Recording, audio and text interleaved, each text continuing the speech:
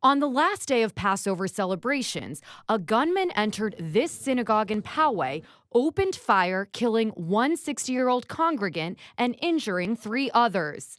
According to authorities, the suspect, 19-year-old John Ernest, had no criminal record and no prior interactions with law enforcement. We're collecting digital evidence, and we're aware of his manifesto, which we're in the process of reviewing to determine its validity and authenticity. That manifesto was reportedly posted on an online message board called 8chan.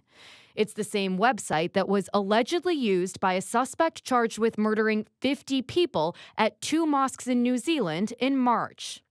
The site welcomes users to the, quote, darkest reaches of the internet and promotes free speech above all else. We're talking about individuals who are self-radicalized through the internet. Daryl Foxworth is a retired FBI special agent with 30 years of experience. Now, how does that occur?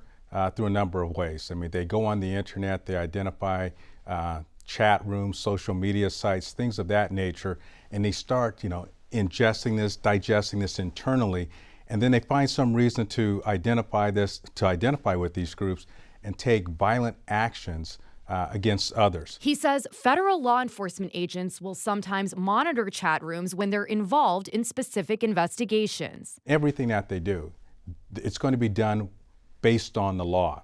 They're not going to break the law to enforce it. So you're going to make sure that you have a court order or some lawful authority that's going to allow you to do that. Because the internet is vast, that monitoring usually happens at the federal level. And when a specific threat is identified, the agency involved in the investigation will pass that information on to their regional field offices, who will then work in cooperation with a local law enforcement agency. Lieutenant Sean Takeuchi is with the San Diego Police Department. In terms of internet, monitoring the internet, that's something very, very difficult to do because, again, that credibility has to exist.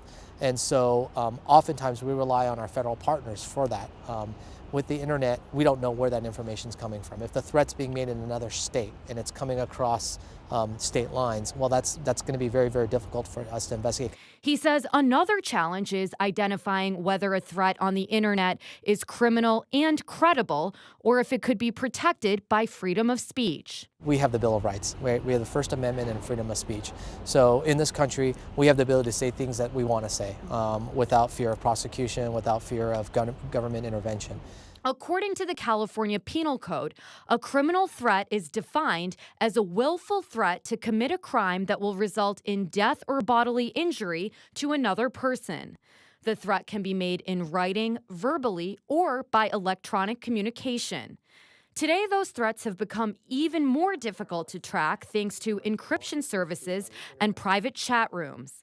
Mark Heckman is a cybersecurity professor at the University of San Diego. As new tools are developed, the governments or law enforcement comes up with countermeasures, which forces the development of new measures, and that's never ending. And I don't see that we'll ever have the last word on that.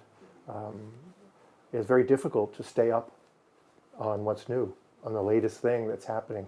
Any tool that can be used for good could also be used for evil. He says trying to find a balance between monitoring the internet and maintaining privacy is an ongoing debate. We're right on the boundary between privacy and security, and perfect privacy and perfect security are, I think, both impossible. Federal authorities have charged the suspect in the Poway shootings with 109 counts of hate crimes. That includes setting fire to a mosque in Escondido. He also faces state charges of murder and attempted murder. Priya Sridhar, KPBS News.